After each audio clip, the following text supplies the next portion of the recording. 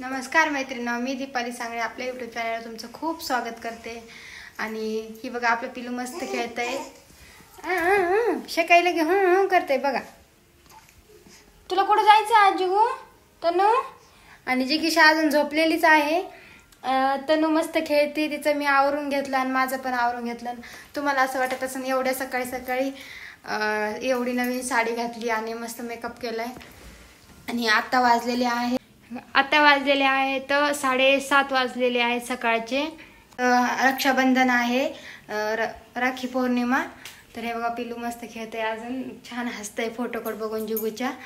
तर आज रक्षाबंधन आहे, मी मस्त अशी रक्षाबंधन निमित्त अशी छान मेहंदी काढलेली बघा कशी दिसते।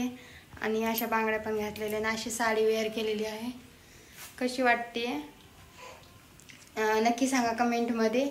तर आज जायचे, तर चला रक्षाबंधन निमित्त आम्हाला जायचंय परतूरला।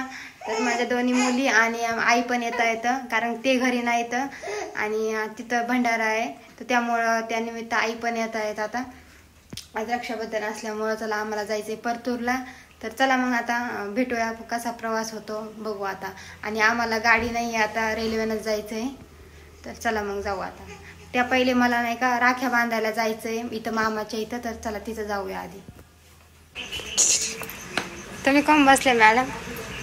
हे पहा इथं माय भाऊ अजून मी ओवळ आले आणि झोपलेच होते बरं का, पण मी आल्यानंतर उठले बरं का। आणि इकडं मामा तर इकडं मामा अजून झोपलेलेच आहे। आणि ते माझा दुसरा भाऊ कुठे गेला? उठले वाटतं, उठले। तर चला आज सकाळी मी यांना उठवायला आलेली, खरं तर मी ओवाळायला आलेली। हा चला सगळे उठलेले आहेत। इकडं मामीनं मस्त अशी चहा टाकलेली आहे, चांगला आहे, काही नाही वाटत होत।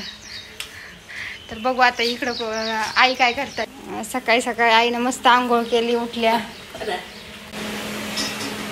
मामा पण उठलेले तर मामीनं मस्त अशी चहा केली स्पेशल। इकडे मी मस्त असं ओवाळ्यासाठी ताट तयार केले। हे बघा असं ताट तयार केलेले, मी काल राख्या दाखवले नव्हते। हे बघा अशा राख्या आणलेल्या आहे।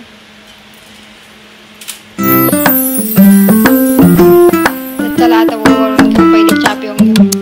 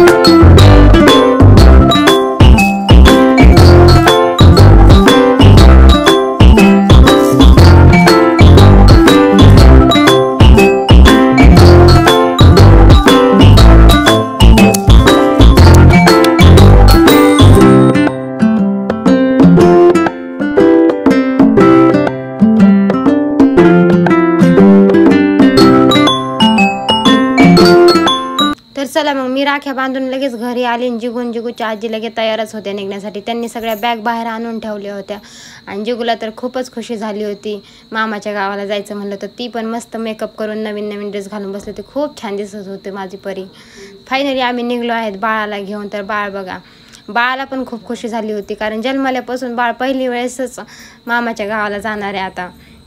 आणि जेवढी चेहऱ्यावर खुशी दिसते का तेवढी आतून नव्हती बरं का, कारण धडधड चालू होती. गाडी तर यायला फक्त 5 मिनटं बाकी आहेत आणि जाणं होईन का नाही. आम्हाला तिथं जायचं होतं तर 15 मिनटं लागणार होते कारण ट्रॉफिक लागते, हे लागते, सांगू शकत नाही किती टाईम लागतो म्हणून. तर जसं माहीत झालं तसं चेहरा उतरला की गाडी जवळ आली.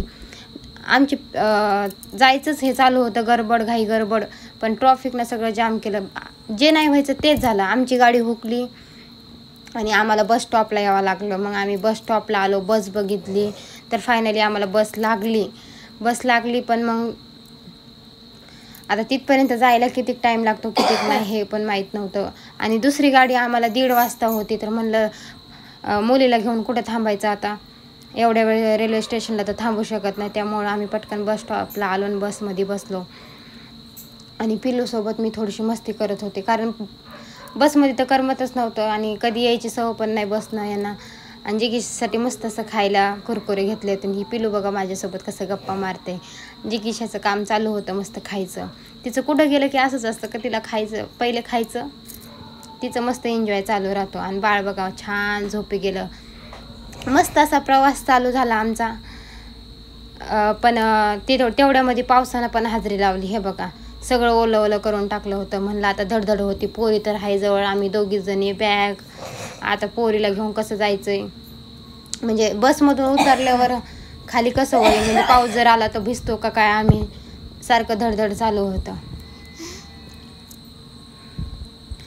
आणि मी जिगूला घेऊन मस्त असं बसले होते कारण जिगू काय आईकडं थांबत नव्हते, तिचं चालू होतं. लगेच आम्ही जालना बस स्टॉपला आलो. जालना बस स्टॉपला बस वगैरे बघितली कितीचं टायमिंग आहे. मग त्यांना आम्हाला सांगितलं की 12:30 वाजता बस आहे. आम्ही वाट बघत बसलो. तोपर्यंत जिगूला काही बस वाटत, तिचा सगळा चेहरा उतरून गेला आणि आमचा पण, कारण उशीर होत होता. असं वाटत होतं तपोन गेलो असतं तर बरं. मग काय आम्हाला काही बस लागली नाही. आम्हाला बस आली 1:30 वाजता. असा झाला आमचा पोरीला घेऊन प्रवास संभाजीनगर ते टू परतूर. काहीच खरं नाही. मैत्रिणी नव्हतं. चला आम्ही आलेलो आहे फायनली घरी.